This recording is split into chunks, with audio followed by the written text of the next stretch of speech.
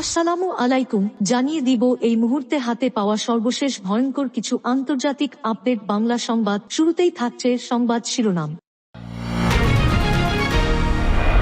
শুরুতেই জানিয়ে দিব, গাজা খালি করার প্রস্তাবের বিরোধিতা করে যুক্তরাষ্ট্রকে চিঠি। জানিয়ে দিব, উত্তর গাজায় ফেরার পথে ইসরায়েলি বাধা, দুর্ভোগে হাজারো ফিলিস্তিনি। এরপর রয়েছে সিরিয়ার মানবিজে গাড়ি বোমা হামলায় নিহত 20। সর্বশেষ থাকছে, এবার জেনিন গুড়িয়ে দিচ্ছে ইসরায়েল। এতক্ষণ শুনছিলেন সংবাদ শিরোনাম, এবার বিস্তারিত। প্রিয় দর্শক, আপনি যদি এই চ্যানেলে নতুন হয়ে থাকেন, ভিডিওটি দেখতে দেখতে চ্যানেলটি গাজা খালি করার বিষয়ে মার্কিন প্রেসিডেন্ট ডোনাল্ড ট্রাম্পের পরিকল্পনার বিরোধিতা করেছেন 5 আরব পররাষ্ট্রমন্ত্রী ও ফিলিস্তিনের এক জ্যেষ্ঠ কর্মকর্তা। তারা এ বিষয়ে মার্কিন পররাষ্ট্রমন্ত্রী মার্কো রুবিওকে একটি যৌথ চিঠি দিয়েছেন। চিঠিটি গতকাল সোমবার পাঠানো হয়। চিঠিতে সই করেছেন জর্ডান, মিসর, সৌদি আরব, কাতার ও সংযুক্ত আরব আমিরাতের পররাষ্ট্রমন্ত্রীরা। এছাড়া ফিলিস্তিনের প্রেসিডেন্টের উপদেষ্টা হুসাইন আল শেখও চিঠিতে সই করেছেন। চিঠিটি নিয়ে প্রথম খবর প্রকাশ করে মার্কিন সংবাদ মাধ্যম অ্যাক্সিওস। খবরে বলা হয়, এই কূটনীতিকেরা গত সপ্তাহান্তে মিসরের কায়রোতে মিলিত হয়েছিলেন। ট্রাম্প গত 25 জানুয়ারি প্রথম গাজা খালি করার প্রস্তাব দেন। গাজা থেকে ফিলিস্তিনিদের সরিয়ে নিয়ে জর্ডান ও মিসরে রাখার পক্ষে মত দেন তিনি। ট্রাম্পের কাছে জানতে চাওয়া হয়েছিল, গাজার জন্য তার এই প্রস্তাব দীর্ঘমেয়াদী নাকি স্বল্পমেয়াদী সমাধান। জবাবে ট্রাম্প বলেন, হতে পারে। ফিলিস্তিনিরা দীর্ঘদিন ধরে তাদের বাড়িঘর থেকে স্থায়ীভাবে বিতাড়িত হওয়ার আশঙ্কার কথা বলে আসছেন। ফিলিস্তিনিদের এই আশঙ্কার প্রতিফলন এখন দেখা যাচ্ছে ট্রাম্পের প্রস্তাবে। সমালোচকেরা ট্রাম্পের এই প্রস্তাবকে জাতিগত নির্মূলের প্রস্তাব হিসেবে চিহ্নিত করেছেন। জর্ডান, মিসর সহ অন্যান্য আরব দেশ ট্রাম্পের প্রস্তাবের বিরোধিতা করেছে। মার্কিন পররাষ্ট্রমন্ত্রী মার্কো রুবিওকে দেওয়া যৌথ চিঠিতে বলা হয়েছে, গাজায় পুনর্গঠনের কাজ গাজাবাসীর সরাসরি সম্পৃক্ততা ও অংশগ্রহণের মাধ্যমে হওয়া উচিত। ফিলিস্তিনিরা তাদের ভূমিতে বসবাস করবে, তারা গাজা পুনর্গঠনে সহায়তা করবে। চিঠিতে আরও বলা হয়, গাজা পুনর্গঠনের সময় ফিলিস্তিনিদের প্রতিনিধিত্ব কেড়ে নেওয়া উচিত নয়। আন্তর্জাতিক সম্প্রদায়ের সমর্থনে এই প্রক্রিয়ার সত্ত্ব অবশ্যই তাদের নিতে হবে। 2023 সালের 7 অক্টোবর ইসরায়েলে হামলা চালায় গাজা ভিত্তিক ফিলিস্তিনের স্বাধীনতাকামী সশস্ত্র সংগঠন হামাস। সেদিন থেকে গাজায় নির্বিচার হামলা শুরু করে ইসরায়েল। গাজায় 15 মাস ধরে এই যুদ্ধ চলে। ইসরায়েলি হামলায় গাজা ধ্বংসস্তূপে পরিণত হয়েছে। গাজার স্বাস্থ্য মন্ত্রণালয়ের তথ্যমতে ইসরায়েলি হামলায় 47,000-এর বেশি ফিলিস্তিনি নিহত হয়েছেন। আহত লাখো ফিলিস্তিনি। গাজায় ইসরায়েল গণহত্যা ও যুদ্ধাপরাধ করেছে বলে অভিযোগ উঠেছে, তবে এই অভিযোগ ইসরায়েল অস্বীকার করেছে। গত 19 জানুয়ারি গাজায় প্রথম ধাপে যুদ্ধবিরতি কার্যকর হয়। ভঙ্গুর এই যুদ্ধবিরতির মধ্যে বর্তমানে যুদ্ধ বন্ধ আছে। ইসরায়েল ও হামাসের মধ্যে সংঘাত বিরতির পরও উত্তরের গাজা শহরে ফেরার পথে বাধা পাচ্ছেন হাজারো ফিলিস্তিনি। রবিবার 26 জানুয়ারি গাজার মধ্যাঞ্চলে ইসরায়েলের স্থাপিত চেকপয়েন্টে আটকে থাকা মানুষেরা ক্ষোভ প্রকাশ করেছেন। ইসরায়েল দাবি করেছে, হামাস যুদ্ধবিরতি লঙ্ঘন করেছে এবং ক্রসিং পয়েন্টগুলো খুলতে অস্বীকৃতি জানিয়েছে। শনিবার বন্দি বিনিময়ের দ্বিতীয় দফা সম্পন্ন হলেও এই সংকট যুদ্ধবিরতির উপর ঝুলে থাকা ঝুঁকির বিষয়টি সামনে হাজির করেছে। ব্রিটিশ বার্তা সংস্থা রয়টার্স এ খবর জানিয়েছে। গাজার মধ্যাঞ্চলীয় সড়কগুলোতে উত্তরাঞ্চলে ফেরার জন্য অপেক্ষমান মানুষের ভিড় ছিল। কেউ গাড়িতে, কেউ পায়ে হেঁটে চেকপয়েন্ট পার হওয়ার জন্য অপেক্ষা করছিলেন। গাজা সিটির বাসিন্দা তামের আলবুরাই বলেন, মানুষ তাদের বাড়িঘরের কি অবস্থা জানে না, তবু তারা ফিরতে চায়। ধ্বংসস্তূপের পাশে হলেও তাঁবু খাটিয়ে ঘর তৈরি করতে চায়। সালাহুদ্দিন সড়ক ও উপকূলীয় সড়কে অনেকেই রাত কাটিয়েছেন। আলাউদা হাসপাতালের কর্মকর্তারা জানান, উপকূলীয় সড়কে ইসরায়েলি সেনাদের গুলিতে এক ফিলিস্তিনি নিহত ও 15 জন আহত হয়েছেন। ইসরায়েলি সেনাবাহিনী বিষয়টি তদন্ত করছে বলে জানিয়েছে। গাড়ি, ট্রাক ও রিকশায় খাদ্য, ত্রিপল ও প্রয়োজনীয় জিনিসপত্রে বোঝাই, এসবই তাদের জন্য গত বছরের সংঘাতে আশ্রয়ের ব্যবস্থা ছিল। মিসর ও কাতারের মধ্যস্থতায় যুক্তরাষ্ট্র সমর্থিত চুক্তি অনুযায়ী উত্তরের বাসিন্দাদের ঘরে ফেরার কথা ছিল, কিন্তু ইসরায়েল বলছে হামাস চুক্তির শর্ত লঙ্ঘন করেছে। তারা জিম্মিদের তালিকা সরবরাহ করতে ব্যর্থ হয়েছে এবং অপহৃত ইসরায়েলি নারী আর্চেল ইহুদকে ফেরত দেয়নি। ইসলামিক জিহাদ দাবি করেছে ইহুদের মুক্তির বিষয়ে সমঝোতা হয়েছে, তবে ইসরায়েলি কর্মকর্তারা বলছেন আলোচনা এখনো চলছে। শনিবার মার্কিন প্রেসিডেন্ট ডোনাল্ড ট্রাম্প ইসরায়েলকে 2000 পাউন্ড ওজনের বোমা সরবরাহের নির্দেশ দেন।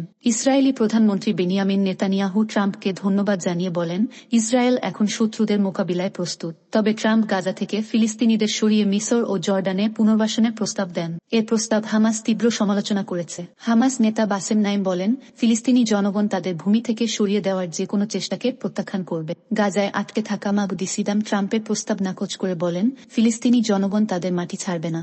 ইসরায়েল যতই ধ্বংস করুক, আসল জয় আমাদেরই হবে।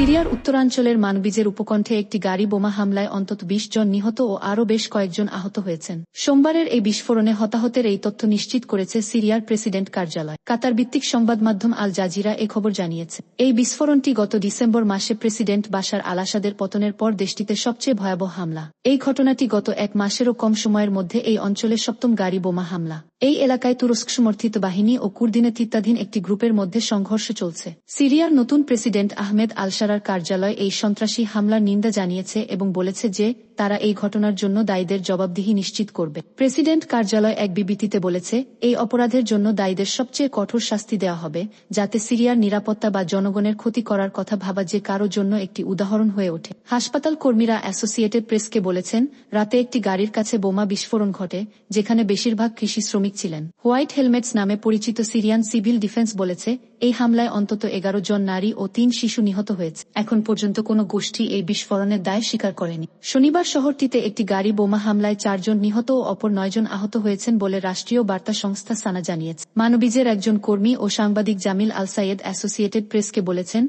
বারবার হামলার কারণে বাসিন্দাদের আরও সতর্ক হতে বাধ্য করা হয়েছে। ২০১১ সালে শুরু হওয়া সিরিয়ার গৃহযুদ্ধের সময়কালে তুরস্কের সীমান্তের দক্ষিণে ও আলেপ্পোর পূর্বে অবস্থিত মানবিজের নিয়ন্ত্রণ বহুবার পরিবর্তিত হয়েছে। গত ডিসেম্বর মাসে তুরস্ক সমর্থিত গোষ্ঠীগুলো মার্কিন সমর্থিত কুর্দি নেতৃত্বাধীন সিরিয়ান ডেমোক্রেটিক ফোর্সেস এসডিএফ থেকে এটি দখল করে। গোষ্ঠীটি সোমবারের বোমা হামলার নিন্দা জানিয়েছে। এসডিএফ প্রমাণ ছাড়াই বলেছে যে তুরস্কের ভাড়াটে সেনারা এই হামলার পিছনে রয়েছে। যুক্তরাষ্ট্রের ন্যাটো মিত্র তুরস্ক এসডিএফকে পিপলস প্রোটেকশন ইউনিটস ওয়াইপিজি ও কুর্দিস্তান ওয়ার্কার্স পার্টির পিকেকে শাখা হিসেবে দেখে। ওয়াইপিজি ও পিকেকে সন্ত্রাসী গোষ্ঠী ঘোষণা করেছে তুরস্ক। ফিলিস্তিনের গাজার পর এবার পশ্চিম তীরের জেনিন মাটির সঙ্গে মিশিয়ে দিচ্ছে ইসরায়েলি বাহিনী। গাজায় যুদ্ধবিরতির মধ্যেই পশ্চিম তীরে বড় ধরনের সামরিক অভিযান অব্যাহত রেখেছে ইসরায়েল। গত রোববার জেনিনে একযোগে ২৩টি ভবন বিস্ফোরণ ঘটিয়ে উড়িয়ে দেন ইসরায়েলি সেনারা। এদিন সত্তরোর্ধ্ব এক ফিলিস্তিনি সহ ২ জনকে হত্যা করা হয়। গাজাকে ধ্বংস করে দেওয়ার পর ইসরায়েলের নজর এবার পশ্চিম তীরে। দেশটির সামরিক বাহিনীর একজন মুখপাত্র বলেন, সন্ত্রাসী অবকাঠামো তৈরি ঠেকাতে রোববার জেনিনে অন্তত ২৩টি ভবন ধ্বংস করে দেওয়া হয়েছে। পশ্চিম তীরে মধ্য জানুয়ারিতে শুরু হওয়া এই অভিযানে ৫০ ফিলিস্তিনি যোদ্ধাকে হত্যা করারও দাবি করেছে ইসরায়েলি সামরিক বাহিনী। জেনিন শরণার্থী শিবিরের আদ-দামজ এলাকায় একযোগে বিস্ফোরণ ঘটিয়ে গোটা একটি আবাসিক এলাকা মাটির সঙ্গে মিশিয়ে দেওয়া হয়। এ বিস্ফোরণ এতটাই শক্তিশালী ছিল যে আশেপাশের ছোট বড় শহর থেকেও তা শোনা যায়। দূর থেকে আকাশে কুণ্ডলী পাকানো ধোঁয়া দেখা গেছে। জেনিনে এভাবে ভবন ধ্বংসের ঘটনাকে নৃশংস দৃশ্য বলে মন্তব্য করেছে ফিলিস্তিনের পররাষ্ট্র মন্ত্রণালয়। ইসরায়েল বিরতিহীনভাবে ফিলিস্তিনিদের অবকাঠামো ধ্বংস করে আসছে। এরই ধারাবাহিকতায় রোববার একযোগে বিস্ফোরণ ঘটিয়ে গোটা আবাসিক এলাকা গুড়িয়ে দেওয়া হয়। জেনিনের বাসিন্দা হেন্না আলহাজ হাসান বলেন, বিস্ফোরণের শব্দ ছিল ভয়াবহ। জেনিন ও তুলকারম শরণার্থী শিবিরে গোটা আবাসিক এলাকা ধ্বংস ঠেকাতে জাতিসংঘ নিরাপত্তা পরিষদে জরুরি অধিবেশন ডাকার আহ্বান জানিয়েছেন